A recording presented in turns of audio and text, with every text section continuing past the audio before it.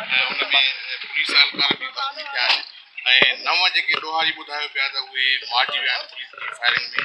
असुल इन मामले जूं हक़ीक़तूं छा आहिनि? ॾिसो हाणे तव्हांखे मां इहो ॿुधाए छॾियां त हे असां शिकारपुर शहर में बीठा आहियूं ऐं तव्हांखे हक़ीक़त मां सम्झां थो पियो ॿुधाइण जी ज़रूरत न आहे। हक़ीक़त तव्हांखे बि ख़बर आहे कि हिते हिकिड़े अरसे खां वठी करे नारकोटिक्स क्राइम एक्सटॉर्शन क्राइम जी सहूलियतकारी उन जा इहे ढन ठहियो पिया हुया। असां कचे जे इलाइक़े में आहिस्ते आहिस्ते क्लीयरेंस कंदा अचूं पिया। असांजो हे पॉइंट अची करे हाणे बचियो हुयो। इनखे ट्रिगरिंग इफेक्ट ईअं पियो त कल्ह हिते हिकिड़ी वारदात थी आहे। तव्हांखे ख़बर हूंदी अनाज मंडी में हिकिड़े वापारी खां 26 लख रुपया फुरदिया। उनजी जॾहिं असां टेक्निकल एनालिसिस कई त उन जा पहिरां वञी करे लॻा हिते। राति जो असां पंहिंजी प्रॉपर प्लैनिंग कईसीं, असां टीमूं जोड़ियूंसीं ऐं असां कईसीं एंट्री। हाणे अगरि जे कोई शरीफ़ माण्हू हुजनि त पोइ उहो ज़ाहिरी ॻाल्हि आहे पुलिस खे पंहिंजी सर्च बि करणु ॾींदा, पुलिस जेका शक शुबात आहिनि उन्हनि खे परे बि कंदा।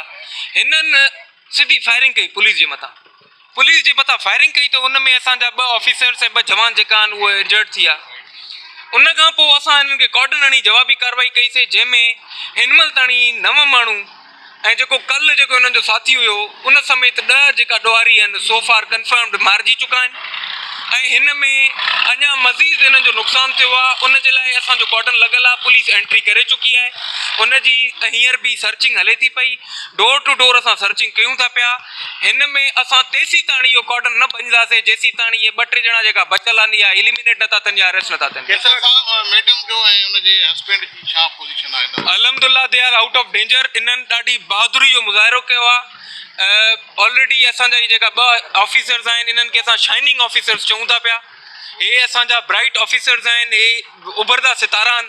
हम इन्हनि कॾहिं बि हिकु त मैडम हिकु लेडी ऑफिसर थी करे हार्ड एरिया में सर्व करे थी पई, जेके असां सभु जस ॾियूं था पिया ऐं पुलिस जी लीडरशिप भी अप्रिशिएट उनके करे थी पई, गवर्नमेंट भी उनके अप्रिशिएट करे थी पई, अवाम भी उनके अप्रिशिएट करे थी। अच्छा सर, समझो इन वक्त केस ताईं ऑपरेशन जारी रहंदो ऐं केतिरा ॾोहारी आहिनि बाक़ी जेके इन एरिया में मौजूद आहिनि? हींअर ताणी असांजी इतलाह जे मुताबिक़ जेका 4 खां 5 बचिया आहिनि, बाक़ी त सभई मारिजी विया अथव। अच्छा शादर साहब इहो ॿुधायो असांखे त ही जेके 9-10 ॿुधायो पिया हिननि जे मथां घणा केस था थियनि? हाणे आहिस्ते आहिस्ते असां केसिस कढाईंदा तो तूं। कंहिंजे मथां 25 केसिस आहिनि, कंहिंजे मथां 30 केसिस आहिनि, कंहिंजे मथां 8 केस आहिनि। कोई बि हाजी हाफ़िज़ न आहे हिन में। सही कुल माण्हू तव्हां बि सुञाणो था पिया, ॾिसो तव्हां पुराणा माण्हू आहियो, तव्हां बि हिननि सभिनि खे सुञाणियो। असांजी हिते मंशात जी हिननि हिकिड़ो पूरो ऑर्गेनाइज़ डैन ठाहे रखियो हुयो। असां बिज़ी हुयासीं कचे जे इलाइक़े में, हे उन शइ जो फ़ाइदो पिया खणनि। अॼु हिननि खे ख़बर पइजी वई आहे त पुलिस जो मूड छा आहे ऐं पुलिस जो मूड इहो ई रहंदो। मां तेसीं ताणी नथो उथां पियो जेसीं ताणी आख़िरी बि एलिमिनेट नथो थिए या अरेस्ट नथो थिए। वेपन को अथव अंदरि केतिरो वेपन मौजूदु आहे? असांखे हिनमहिल ताणी काफ़ी मिक़दार में वेपन्स जेका आहिनि उहे मिलिया आहिनि। उन सां गॾोगॾु असांखे अहिड़ी शयूं बि अहिड़ा लिटरेचर बि मिलिया आहिनि, अहिड़ा सबूत बि मिलिया आहिनि जेका हिननि जो नेक्सस कचे जे इलाइक़े सां गॾु बि इस्टेब्लिश थिए थो पियो। त कचे जे इलाइक़े जे माण्हुनि खे उहे हिते फैसिलिटेट करनि था पिया शहर में, विच शहर में। ऐं उन खां पोइ हितां जी असांजी आम अवाम, असांजो शहरी, असांजो ताजिर, असांजो जेको वाइट कॉलर माण्हू आहे उहो हिकिड़ो गैर यकीनी हिकिड़ी सूरत हाल में मुब्तला लॻो पियो आहे। इहो हिकिड़ा क्वेश्चन उथे पियो बार बार त हिते जेको आहे फायरिंग थिए थी पई वक़्तन फ़वक़्तन, हर 2 महीने 3 महीने बदमाशी हले पई। अॼु हिननि जी बदमाशी मां भञी छॾी आहे। जन गैंग्स के सर ये सपोर्ट कनि पिया, उहे गैंग्स बस थिया आहिनि या न? जेका कचे जा गैंग्स आहिनि उहे असांजे डिस्ट्रिक्ट जा गैंग्स न आहिनि, उहे आउट ऑफ डिस्ट्रिक्ट जा गैंग्स जेका आहिनि उन्हनि जी सहूलियतकारी करनि था। बेगैरत हिते उन्हनि खे वठी अचनि था पिया, ॾोह था कराइनि पिया, पंहिंजे ई माण्हुनि खे हिते जेको आहे लुटाइनि था पिया, उन्हनि खे भते जूं पर्चियूं ॾियाराइनि था पिया।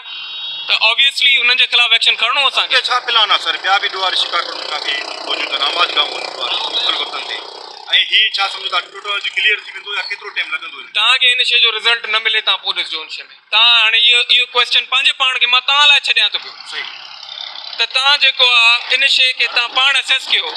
जेके अमाज गांयूं हुयूं, जेका असांजे इलाइक़े में नोगो एरिया डेवलप थियल आहे, तव्हांजे साम्हूं आहे यार, मां तव्हां मीडिया जे साम्हूं जे अॻियां का शइ ॻुझी न आहे।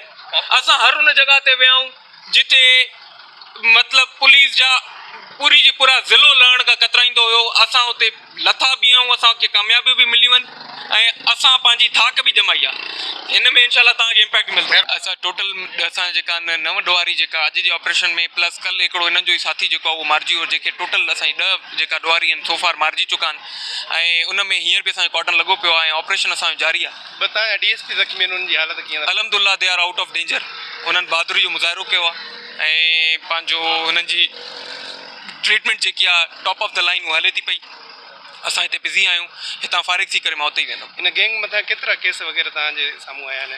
30+ केसिस हिननि वटि हथियार वग़ैरह वॾी मिक़दार में असांखे हथियार वेपन्स बि बरामद थिया आहिनि